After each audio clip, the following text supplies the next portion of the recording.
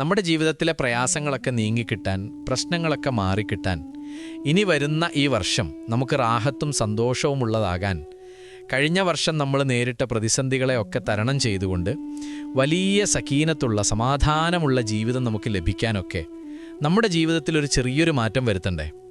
ഇൻഷാ അല്ലാ അതിന് ഹബീബായ നബി സല്ലല്ലാഹു അലൈഹി വസല്ലമ തങ്ങളുടെ ഒരൊറ്റ ചെറിയ ദിക്ർ നമുക്കൊന്ന് പഠിച്ചു നോക്കാം.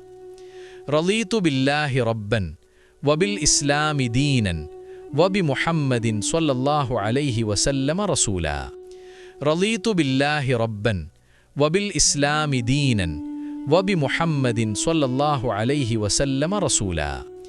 റളീതു ബില്ലാഹി റബ്ബൻ വബിൽ ഇസ്ലാമി ദീനൻ വബി മുഹമ്മദിൻ സ്വല്ലല്ലാഹു അലൈഹി വസല്ലമ റസൂലാ.